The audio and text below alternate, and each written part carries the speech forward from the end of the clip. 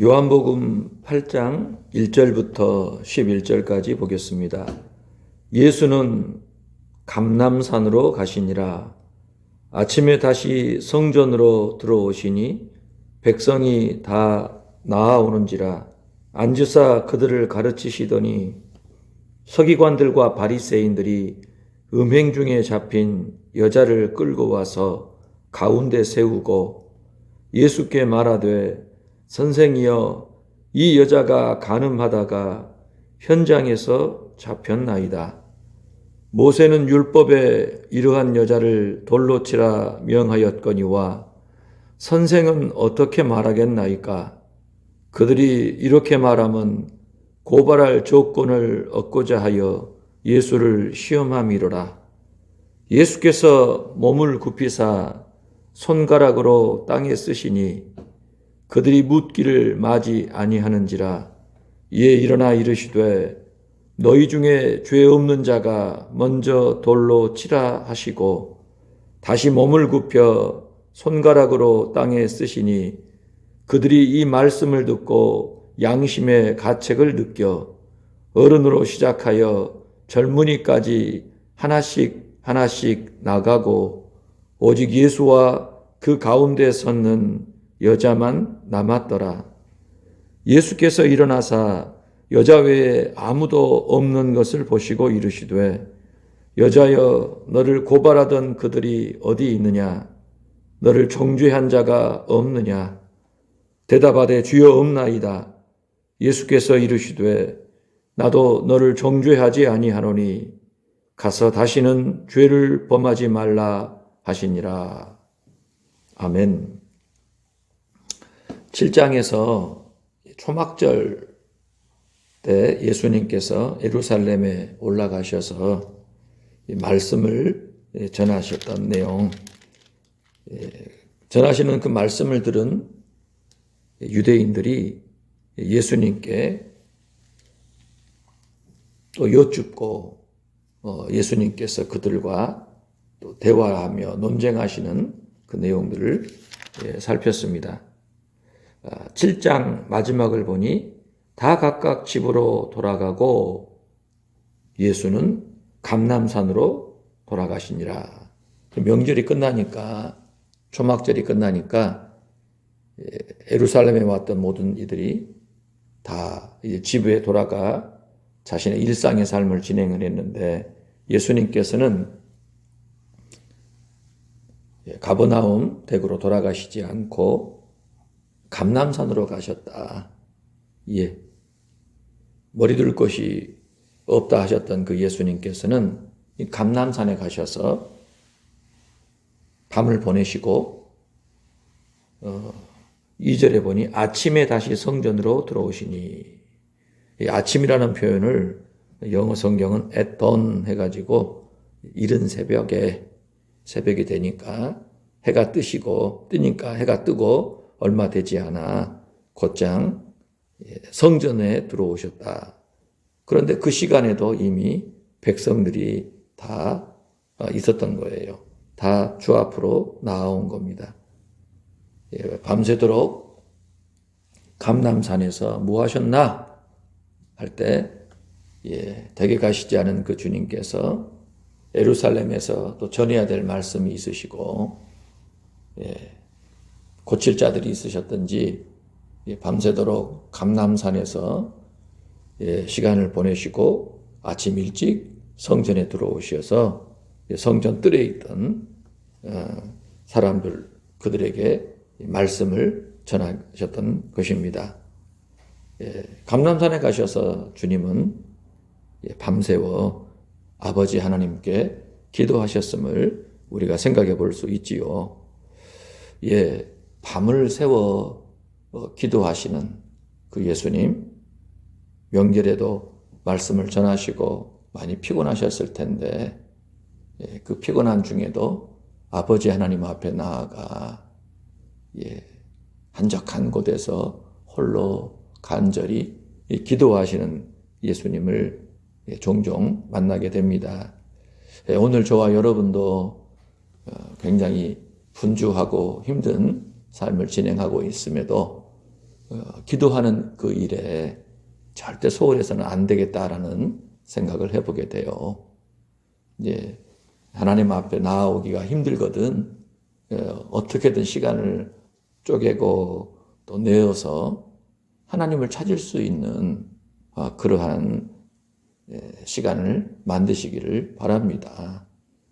잠에서 좀 일찍 깨셔서 그 잠자리 정리하시고 불 켜지 말고 캄캄한 중에 하나님을 부를 수 있는 그러한 신앙이기를 원하고요.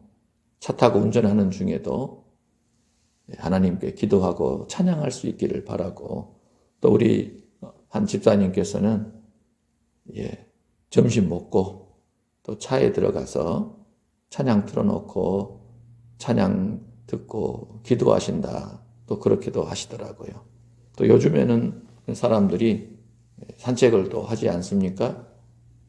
또 느린 걸음으로 또 뛰는 것도 즐겨 하고 있는데, 꼭 누구 데리고 가서 같이 하는 것도 좋지만 또 주님과 단 둘이서 산책하고 또 이렇게 뛸 수 있는 그런 은혜들도 저와 여러분이 찾아야 될 것 같아요. 얼마 전에 신의 악단이라고 하는 영화를 봤거든요. 가족들과 함께 그 영화를 봤는데 참 은혜가 되더라고요. 참 영화 간만에 참 좋다. 하나님 앞에 감사한 마음을 갖게 되었는데, 그 신의 악단 영화 보고 나서 제게 그리고 저희 가족들에게 일어난 좀 변화가 한 가지가 있다면은 찬양이 더 잦아지고 더 깊어진 것 같다라는 생각을 해보게 돼요. 북한 성도들의 그 신앙을 조금 더 느낄 수 있었고, 또 그들도 우리와 동일한 한 형제로구나 하는 생각을 하게 되면서 자연스럽게 그들이 불렀던 그 찬양이 이 마음속에 깊이 남아서 또 우리 입으로 고백되어지는 그러한 은혜를 경험하고 있습니다. 찬양하게 되니까 더 마음이 좋고 편안하고 주의 은혜에 대해 더 깊이 생각할 수 있는 것 같아요. 아무쪼록 은혜를 늘 유지하고 더 깊게 할 수 있는 그러한 경건의 방향으로 나아가시기를 축복합니다. 예수님께서는 감람산에 가셔서 아버지 하나님과 깊이 또 교제하시고 아침에 일찍 성전에 들어오셔서 백성들을 가르치셨어요. 오늘 저와 여러분도 더 기도에 집중할 수 있기를 원합니다. 더 하나님께 더 가까이 나아가서 나의 온 마음을 쏟아붓고 그분의 은혜를 구하며 이 그분의 은혜를 따라 그분과 함께 오늘을 살게 해주시도록, 나는 주의 부르심 속에 파송을 받은 오늘이다. 오늘을 살게 된다라는 그 의식으로 쫓철하여 주님과 함께 주의 뜻을 이루는 하루 되시기를 축복합니다. 자, 그런데 3절에 보니까요, 가르치시는 중에 서기관들과 바리새인들이 예수님께 나아오는데, 서기관들 바리새인이 누굽니까? 예수님을 지금 죽이려고 하는 사람들 아니겠어요? 예수님이 하시는 그 이적과 말씀을 보고서 굉장히 불편해서 어떻게든 죽이려고 지금 혈안이 되어 있는 사람들인데, 그 사람들이 예수님이 성전 뜰에서 백성들을 가르친다라는 것을 이미 알고서 그 이른 시각에 나와왔는데요. 홀로 오지 않고 음행 중에 잡힌 여자를 끌고 와서 예수님 그 곁에 세운 겁니다. 예수님께서는 성전 뜰 안에서 앉으셔가지고 백성들을 가르치고 계시는데, 그 앞으로 끌어내어서 한복판에다가 음행 중에 잡힌 여자를 내던진 거예요. 자, 그리고 그들이 하는 말이 무엇입니까? 예수께 말하되 선생이여 이 여자가 간음하다가 현장에서 잡혔나이다. 모세는 율법에 이러한 여자를 돌로 치라 명하였거니와 선생은 어떻게 말하겠나이까. 그들이 이렇게 말하면 고발할 조건을 얻고자 하여 예수를 시험함이로라. 데리고 나온 사람은 바로 간음 중에 잡힌 여자. 더 구체적으로는 간음하다가 현장에서 잡혔다. 놀랍지 않습니까? 간음이 무엇입니까? 간음이라는 것이 결혼 관계가 아닌 자신의 배우자가 아닌 다른 사람과 행하는 성적인 범죄를 얘기하잖아요. 그 죄를 범하다가 이 여자가 어떻게 하다가 그런 죄를 범했는지 알 수는 없지만 그러한 죄를 짓는 게 틀림없는 사실이죠. 그런데 그 죄를 짓다가 그만 현장에서 잡힌 거예요.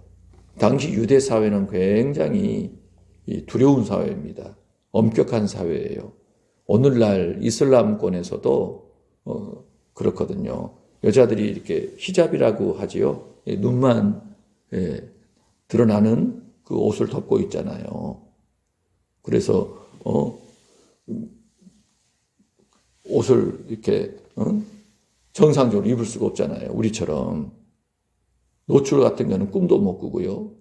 모르는 사람하고 이야기하는 것도 큰일 나고, SNS 관련해서도 굉장히 엄격하거든요.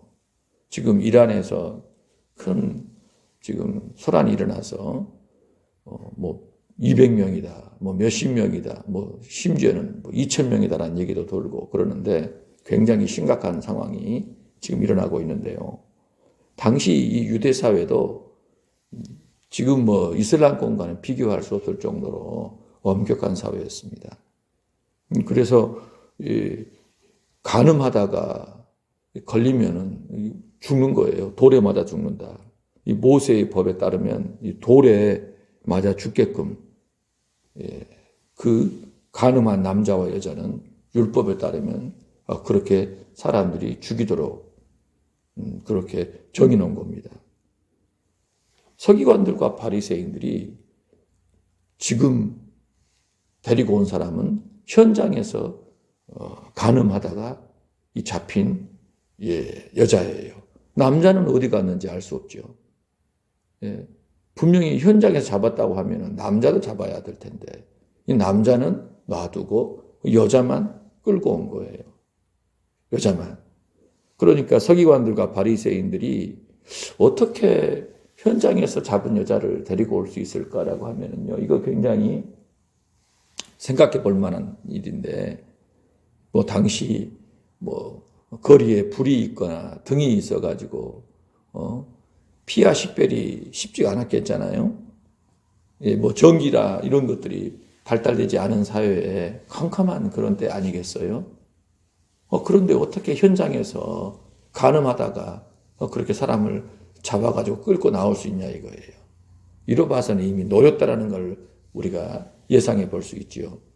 이미 이 간음을 하는 그러한 사람으로 이미 딱 점을 찍어 놓고 어느 시간, 어느 날, 어느 시간에 덮쳐가지고 잡아오되 이 남자는 보내고 여자만 데리고 온 겁니다. 그러니까 이 서기관들과 바리새인들은 특별한 의도와 목적을 가지고 그 여자가 간음할 것, 그 간음의 장소 덮쳐가지고 그 여자를 아주 악랄하게 끌어다가 예수님 앞에 말씀 전하고 있는 예수님 앞에 내동댕이 친 거예요. 왜 그랬다라고 합니까? 고발할 조건을 얻기 위하여. 누구를 고발하려고? 예수님을 고발하려고. 그 여자 데리고 나와서 예수님 앞에 내보이는 것이 왜 예수님을 고발하는 것이냐라고 할 때 예수님은 지금 서기관들과 바리새인들이 쩔쩔매는 선생으로서 이스라엘 사람들에게서 각광을 받고 있잖아요. 인정을 받고 있잖아요. 행하신 능력이며 가르치는 말씀이 서기관들과 비교가 안 되는 거예요. 그렇게 율법에 정통에 따르는 사람들도 예수님 앞에서는 쩔쩔맵니다. 그런데 그 예수님이 자신들보다 인기가 더 높아지고 예수님이 간혹가다 던지시는 신성모독의 아주 위험한 말들을 보고 이를 갈고 있는데 어떻게든 흠을 잡아가지고 끌어내려야 되겠는데 도무지 길이 없잖아요.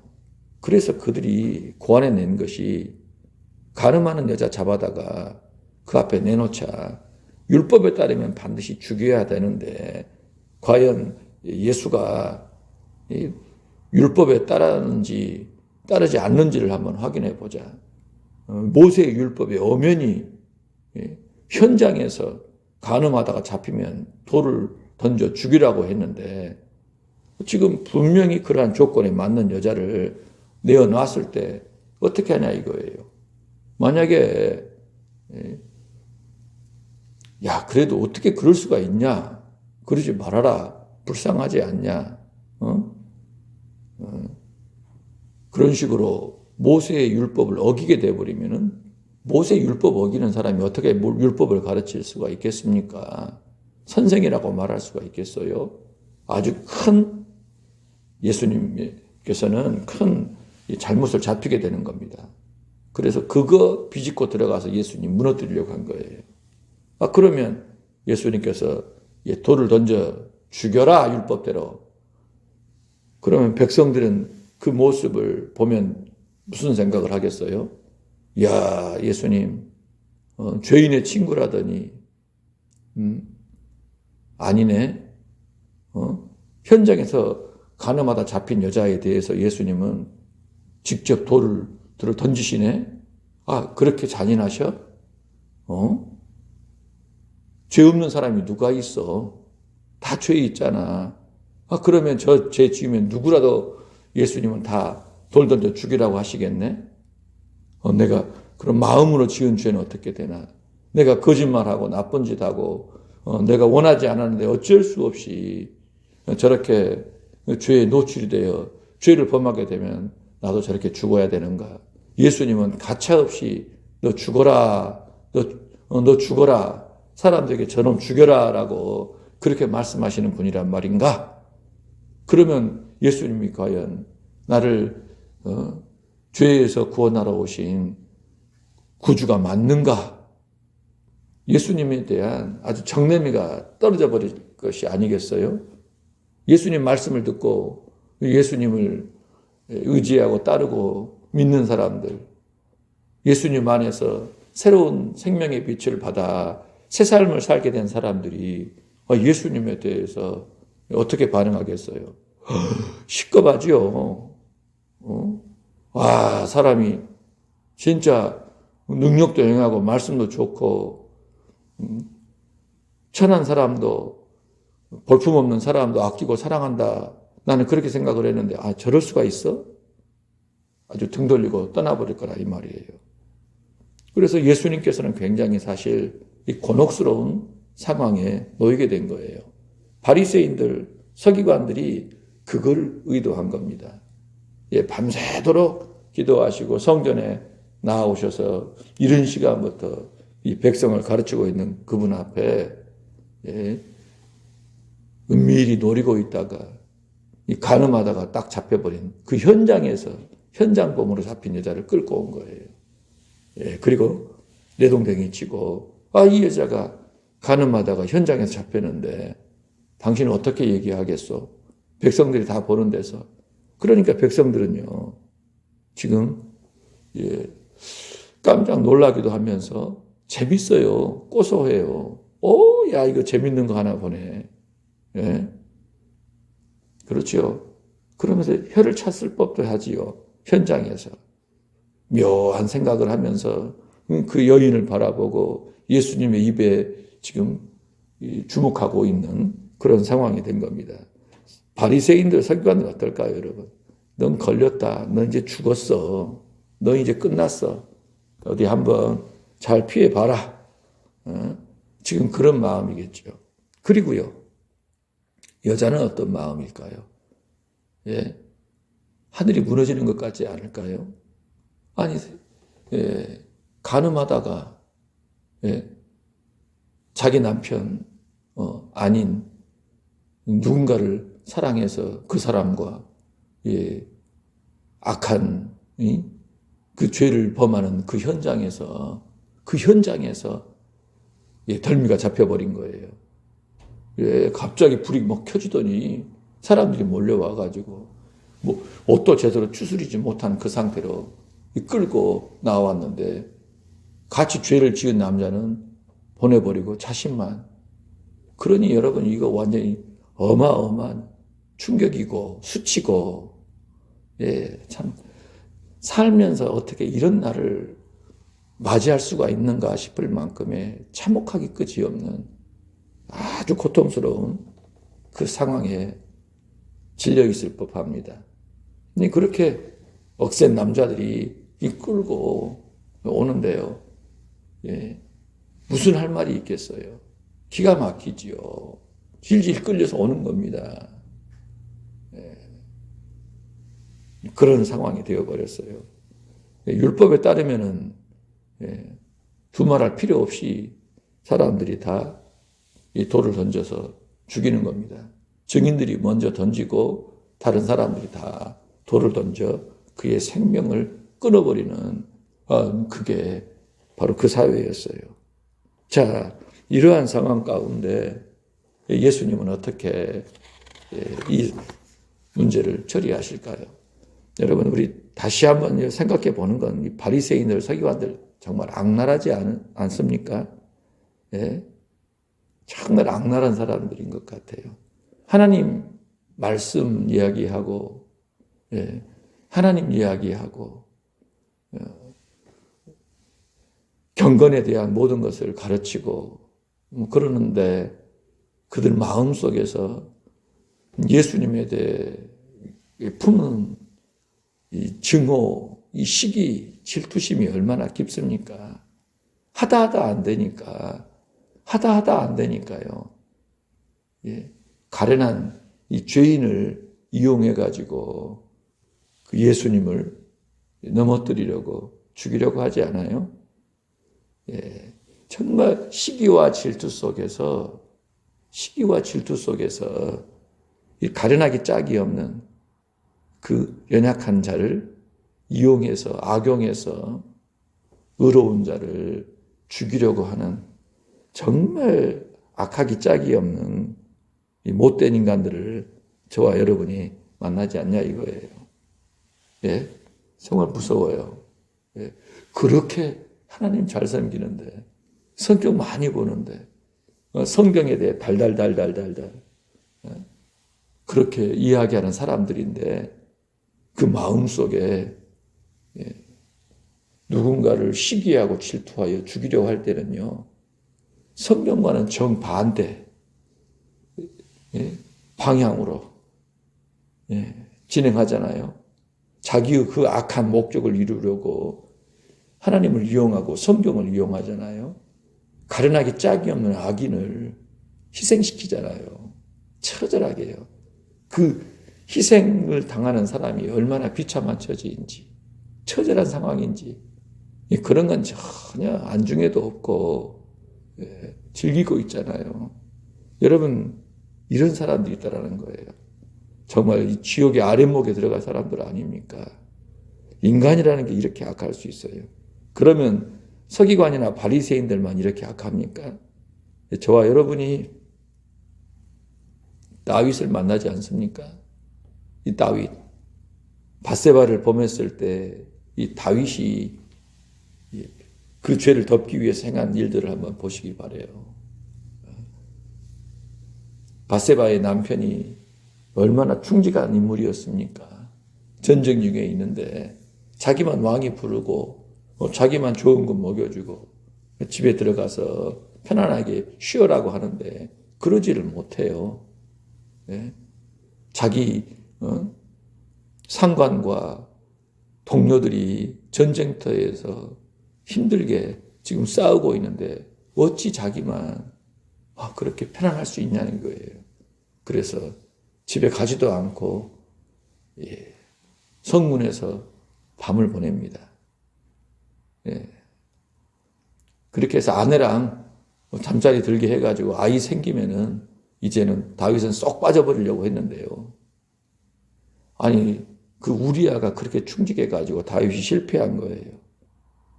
그래도 안 되니까 이제 술을 먹여가지고 집에 보냈는데도 술에 취한 상태에도 아내를 품지 않고 다시 찬 데서 밤을 보내는 거예요. 그러니까 얼마나 그의 정신이 똑부러졌는지. 그런데 그 하나님을 경외한다라고 하는 다윗이 안 되겠다 싶어가지고요. 그 요압이라고 하는 자기의 신복한테 그 밧세바의 남편인 우리아를 죽이라고 말하지 않습니까? 자기 손이 아니라 모압인들의 손으로 죽여버려라. 이 적군의 손에 의해서 죽도록 앞자리로 성 바로 앞자리까지 그를 보내어서 화살에 맞게끔 한 겁니다. 그러니까요, 이 차도 살인이라 그러죠. 칼을 빌려서 사람을 죽이는 것. 자기 손에 피 안 묻히고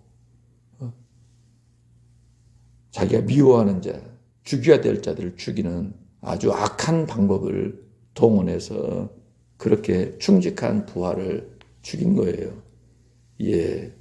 정말 가증스럽게 짝이 없는 그런 죄를 다른 누구도 아닌 다윗이 하나님 마음에 합한 자였다라고 칭송을 받는 그 사람이 행한 겁니다. 하나님이 노발대발하시죠. 겉보기에는 아무렇지도 않고 남편은 죽고 아내만 홀로 남았고 그래서 다윗이 이제 과부된 여인 데려와 같이 아내 삼아가지고 왕비 삼아서 사는 것처럼 됐는데 아이가 태어났는데요. 하나님이 아이 취하십니다. 그리고 기다렸다가 드디어 다윗을 나단 선지자를 통해 책망하시지 않아요? 다윗이 그때 하나님 앞에 깊이 회개하고 통곡하지 않아요. 이 시편 51편을 보면은 다윗이 하나님 앞에 드리는 그 기도 가운데 내가 죄 중에 잉태하였나이다. 모친이 죄 중에 나를 잉태했다라는 얘기를 한 거예요. 다윗이 이 밧세바 사건을 겪으며 마음속에 깊이 깨달았던 거룩한 진리가 있었어요. 자신의 죄가 이 죄된 마음이 이렇게 악한 이 죄의 시작이 과연 어디로부터인가? 나는 왜 이렇게 악하냐? 나 정말 나쁜 놈이다. 나 못된 놈이다. 나같이 악한 사람이 어디 있을까? 나 의로운 줄 알았는데, 착한 줄 알았는데, 나 이 정도면 거룩한 줄 알았는데, 그렇게 생각했을 법한데 그 사건 속에서 죄 중에 내가 태어났다라는 것. 어머니가 이미 죄인인 가운데 죄 속에서 나는 태어날 때부터 죄인으로 나는 시작한 인생이다라는 것을 깊이 깨달은 거예요. 이 사람이라는 이 존재가 과연 뭐냐? 이 사람이 도대체 뭐냐라고 하면은요, 죄인으로 태어난 겁니다. 아담의 그 죄의 영향을 받아 그 원죄의 영향 가운데 태어난 죄인이에요, 죄인. 그래서 여러분, 우리는 별것이 아닌 양, 문하고, 살면서 어쩔 수 없이 겪어야만 되는 정도로 우리가 치부해 버리는 그 일들을 버리고 사는 겁니다. 이게 다 죄라는 거예요. 죄인이기 때문에 죄를 짓는 겁니다. 더 죄로 깊어지는 세상을 만드는 거예요. 세상 말세다. 그렇게 얘기를 하지만 그 말세를 누가 만들고 있냐 이거예요. 내가 만들고 있는 거예요. 내가 생각하는 것이, 내가 말하고 있는 것이. 내가 살면서 이 죄를 계속 뿜어내고 있는 겁니다. 온통 죄인들이 죄를 뿜어내서 이 죄의 그 연기가 가득한 자욱한 그런 세상으로 더 깊어져 가는 거예요. 그 죄의 열매들이 막 주렁주렁 어마어마하게 막 맺히고 있잖아요. 그게 우리가 살아가고 있는 세상이라는 겁니다. 하물며 서기관들과 바리새인들이겠습니까? 평생 성경만 정통했네. 내가 신학에. 내가 기도를 몇 시간을 하네. 내가 금식을 뭘 어떻게 하네. 여러분 다 쓸데없는 얘기입니다. 그게 하나님 앞에 우리를 의롭다 할 수 없어요. 예. 자기하고 뜻이 안 맞으니까, 자기보다 더 우월하니까 마음속에 시기하고 질투하는 마음이 들어오는데요. 그거 컨트롤이 안 되는 겁니다. 그러니까 하나님 동원하고 율법 동원하고 그리고 누군가의 흠을 잡기 위해서 누군가의 범죄 현장을 매복해 있다가 급습해가지고 자기가 원하는 사람만 끌어다가 내동댕이 치고 죽이자고 지금 이렇게 붙이고 있는 그런 상태까지 이르게 된 겁니다. 여러분 오늘 우리가 살아가고 있는 이 세상에 이런 일이 없겠어요?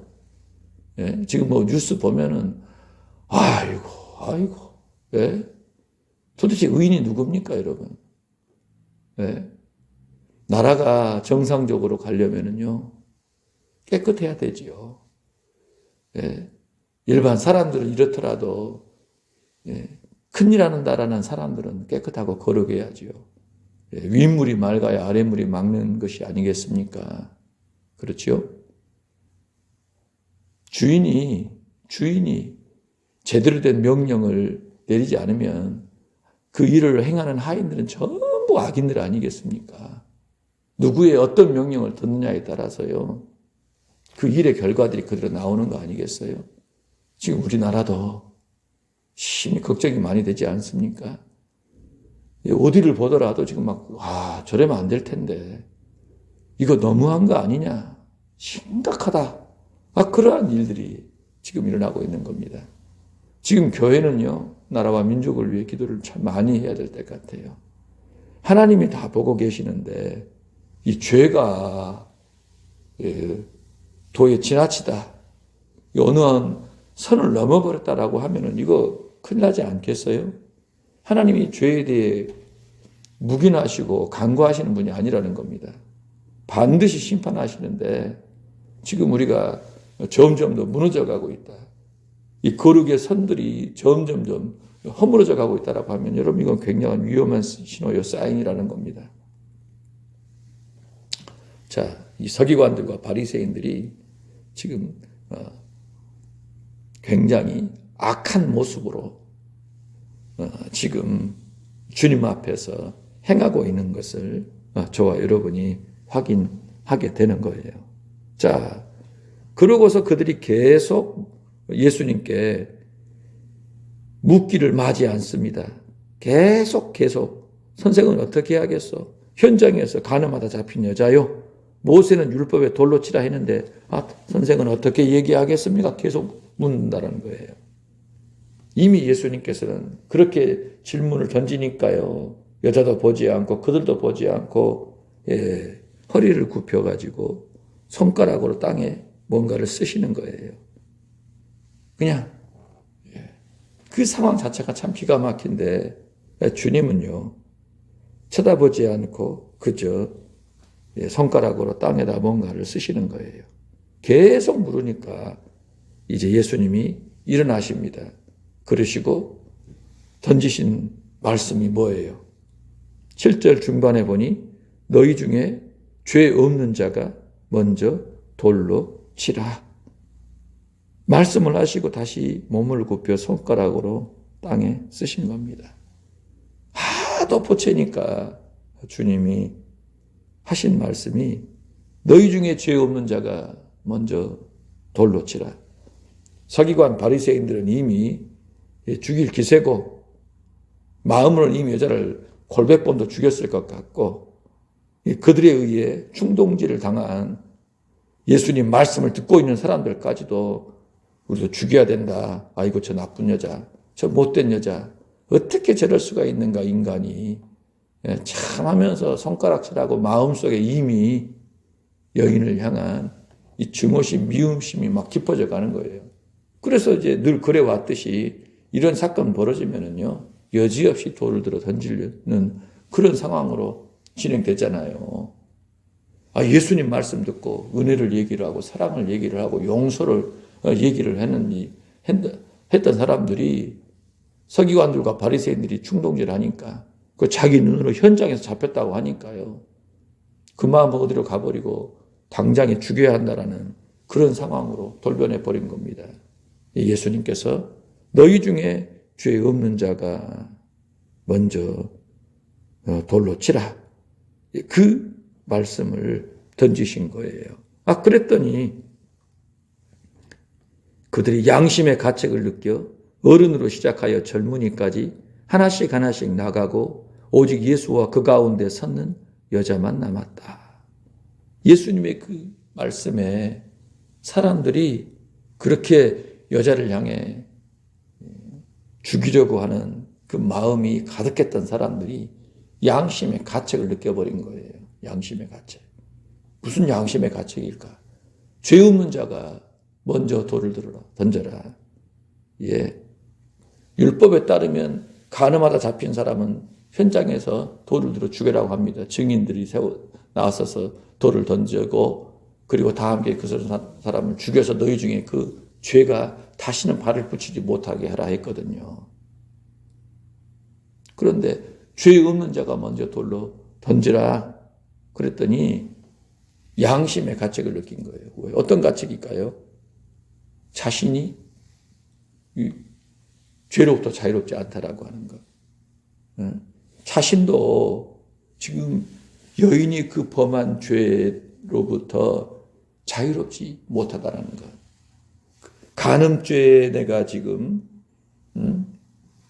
관여하여서 간음했다라고 하는 이 여자를 돌을 들어서 죽이려고 하는데 나는 간음하지 않았는가? 나는 간음하지 않았는가? 나는 이 여인처럼 간음하지 않았는가라고 할 때 자신도 여인과 같은 간음죄를 지었다라고 하는 그 사실을 알고서 자기는 이 여인에게 돌을 던질 자격이 없다라는 것. 그러한 양심의 큰 이 가책을 느끼고서 돌을 던지지 못하고 그만 그 자리를 떠나버린 거예요. 그 어른부터 시작해서 젊은이까지 그 모든 사람들이 그 자리를 다 떠나버린 겁니다. 여러분 이건 굉장히 충격적인 거죠. 분명히 지금 현장에서 잡힌 여인이잖아요. 그리고 지금 이 여인이 끌려온 이 자리에는 예수님 말씀 들은 사람들이잖아요. 간음하지 않은 사람들이잖아요. 그런데 이 사람들이 가책을 느꼈다는 것입니다. 그러니까요. 너희 중에 죄 없는 자가 돌을 들어 먼저 던지라 라는 그 예수님 말씀 속에 예수님께서는 이 간음이라고 하는 그 죄, 그 현장에서 잡혀온 그 죄도 죄지만 이 마음속으로 그리고 자신의 그 눈으로 범한 그 간음도 동일하게 간음으로 다루신다라는 사실. 하나님의 눈에는요, 현장에서 그 죄를 지은 사람도 분명히 그 죄를 지은 사람이 맞지만 그 죄를 짓지 않더라도 행위로 그 죄를 짓지 않더라도 마음속으로 그리고 혼자 있을 때 은밀히 생각으로 눈으로 그것을 범한 자들도 동일한 간음이라고 하는 것. 자신도 돌을 들어 치려고 한 그 사람들 자신도 간음죄로부터 자유로울 수 없다라는 것을 아는 거예요. 알게 된 거예요. 나도 자유롭지 못하는데 누구를 죽일 수 있냐 이거예요. 그 사실이 그들 가운데 깊이 지금 드러나게 돼서 다들 고개를 푹 숙인 채 그 자리를 떠나버리게 된 것입니다. 여러분 이거 굉장히 중요한 문제가 아닐까요? 오늘 저와 여러분도 이 전제를 절대 놓치지 않아야 합니다. 내가 누군가를 욕할 수도 있고 비난할 수도 있죠. 다 죄인이라. 예? 이 죄가 가득한 세상 속에 나쁜 짓을 보고 악한 짓을 보면 혀를 차고 분노할 수밖에 없지요. 뭐 화도 나고 막 어떻게 해보라고 할 수도 있어요. 사실 우리도 매일 매순간 그걸 겪고 있잖아요. 그런데 예수 믿는 사람들은 그럴 수는 있지만은요, 또 한켠에 그 어떤 마음을 우리가 갖게 되냐면, 나도 자유롭지 못하다고 하는 것. 예? 내가 지금 저 드러나는 죄를 짓진 않았지만, 나도, 예? 여건과 상황이 맞으면 저 자리에 언제든지 올 수 있다는 것. 예? 내가 지금까지는 저러지 않았지만, 앞으로도 그럴 수 있다는 생각을 할 수밖에 없다는 겁니다. 그리고요, 저 모습은 아니더라도 나는 내 머릿속으로, 마음속으로 그러한 죄를 수도 없이 그리고 품고 추구하고 있다는 거예요. 그것을 예수 믿는 사람들은 인정하는 겁니다. 그래서 타인에 대한 긍휼력 있는 마음, 용서하는 마음을 절대 포기할 수가 없는 거예요. 아무리 악한 사람을 보더라도요, 그 마음 한켠에 또 어떤 마음이 드는 거예요. 예? 나도 별반 다를 바 없다. 예? 어쩌다가 저 사람은 저렇게 되었을까? 저 사람 좀 회복됐으면 좋겠다. 정말 악인인데 짐승만도 못하다라고 하는 사람일지라도 어쩌다가 저래 됐을까? 회복이 되면 좋겠다. 안타깝게 생각하는 마음을 절대 우리가 포기할 수가 없다라는 거예요. 여러분, 그게 사실 예수님을 믿는 사람들의 마음이에요. 왜요? 나도 죄인이니까. 예. 나도 그 죄에서 자유로울 수 없는 죄인이기 때문에, 용서받은 죄인에 불과하기 때문에, 내가 지금 이렇게 살아가는 것도 내 능력이 아니고 하나님의 은혜와 돌보심이기 때문에, 여러분, 그 전제를 두고서 모든 것을 바라보고 행하는 거예요.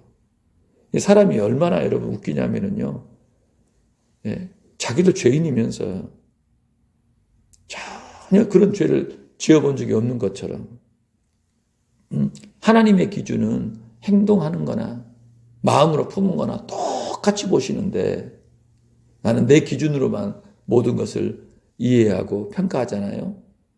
그래서 자기는 깨끗해. 저 사람은 더러워, 악해. 죽여도 돼, 없애도 돼. 그래서 마치 나는 완벽한 의인인 양, 그렇게 군림해가지고 상대방을 몰아붙이고 죽이고 숨통 끊어놓으려고 하는 경우들이 있다, 이 말입니다. 여러분, 그거 굉장히 조심해야 됩니다. 사람이 의로워야지요. 의로운 세상을 우리가 만들어야지요. 깨끗한 세상 만들어야지요. 그러나 그런 마음을 먹는 내가 누구냐는 거예요. 나는 정말 한 점 부끄러움이 없고 정말 완벽한 이력을 가진 그런 사람입니까? 그런 사람은 없는 거예요. 하나님 앞에 없어요. 다 죄인들이요. 하나님 은혜로. 그런 하나님이 추구하고 지향하는 세상이 그런 세상이기 때문에 그렇게 만들려고 애를 쓰지만, 그런 중에 누군가를 바라보고 누군가의 잘못이 드러나면은요, 나도 연약하고 부족한 걸 알고 겸손한 마음으로 그 사람도 안타깝지만 그 사람도 바른 길로 나아갈 수 있도록 돕는 입장에서 그 일들을 진행해야 되는데, 전혀 자기는 그런 적이 없고 그럴 수도 없다라고 생각을 해서 그렇게 타인을 향한 용서가 없는, 타인을 향한 긍휼이 없는 그러한 심판을 아주 야멸차게 행하는 사람들이 있다면, 여러분, 그거 굉장한 문제가 아니겠어요? 그게 내로남불이라는 얘기입니다. 내로남불. 오늘 예수님께서는요, 너희 중에 죄 없는 자가 먼저 돌을 들어 치라고 말씀하셨어요. 양심의 가책 느끼고 다 도망가 버렸습니다. 여러분, 이게 정상이에요. 하나님 앞에 오늘 저와 여러분이 도대체 지금 어떤 모습인가를 깊이 알아야 돼요. 함부로 비난하고 정죄하지 마세요. 함부로 누구 죽이려고 덤벼들지 말라는 얘기입니다. 여러분, 그거 굉장히 무서운 죄예요. 무서운 죄입니다. 하나님이 다 재보고 계셔요. 너 그거 자유롭냐? 네가 지금 그럴 자격이 있냐 이거예요. 자격도 안 되는데 뒤로는 더 은큼한 짓 하고 못된 짓 하고 그 죄만 안 했을 뿐이지 더 나쁜 죄들을 더 많이 지으면서도 그 문제에 대해서 그 사람에게 그렇게 행하는 것이 과연 가당키는 하냐 이거예요. 하나님의 눈으로 우리 자신을 보고 타인을 보고 세상을 바라봐야 합니다. 그래서 긍휼없는 심판을 행하는 자에게는 긍휼없는 심판이 주어진다라고 말씀하신 거예요. 내가 하나님 앞에 어떠한 은혜를 입고 살아가고 있는지를 알고 내가 어떻게 행하는 것이 과연 하나님이 기뻐하시는 바를 알아서 행해야 합니다. 용서할 수 있어야 합니다. 언제든지 용서할 수 있어야 돼요. 어떤 죄를 만나고 어떤 나쁜 사람을 만나든지 그래도 불쌍히 여기고 긍휼히 여겨서 기도하는 마음이 있어야 되고 자라가야 되고 깊어져야 합니다. 그래야 세상을 살 자격이 있는 거예요. 나쁜 짓 하면 다 죽여. 연하 없이 다 죽여. 나는 절대 의인이고 저 인간은 절대 죄인이고 악인이야. 그래서 절대 의인들만 사는 세상 만들어야 돼. 누가 의인이고 누가 죄인입니까? 예? 누군가를 선동하는 거 굉장히 조심해야 돼요. 선동. 선동에 대해서 정말 조심해야 됩니다. 악랄한 목적을 가지고 선동하고 있는데 놀아나고 있는 사람들이 얼마나 많습니까? 오늘 저와 여러분은 하나님의 관점에서 하나님이 어떻게 보시는지, 과연 누구를 의롭다고 여기시는지, 누구 손을 들어주시는지 여러분 살펴봐야 돼요. 놀랍게도 예수님께서는 여인의 손을 들어주시지 않습니까? 하나씩 하나씩 다 그 자리를 떠나버리고 예수와 여자만 남았습니다. 예수께서 일어나서 여자 외에 아무도 없는 것을 보시고 이르시되 여자여 너를 고발하던 그들이 어디 있느냐? 너를 정죄한 자가 없느냐? 대답하되 주여 없나이다. 예수께서 이르시되 나도 너를 정죄하지 아니하노니 가서 다시는 죄를 범하지 말라 하시니라. 예수님도 하나님이신 그분도 현장에서 간음하다가 잡힌 그 여자 정죄하지 않으신대요. 왜요? 죄인이잖아요. 죽을 죄 지었잖아요. 왜 정죄하지 않으십니까? 이미 벌을 다 받은 거예요. 얼마나 치욕스럽고 수치스럽고 죽음의 공포에 벌벌벌 떨었겠어요. 얼마나 하나님 앞에 자신이 죄인인 걸 통감했겠어요. 아주 뼈에 사무치도록 느꼈을 거 아닐까요? 주님은요, 정죄하지 않으신대요. 이미 용서했느니라. 가서 다시는 죄를 짓지 말라. 다시 이 죄 짓지 말고 거룩하게 살아라.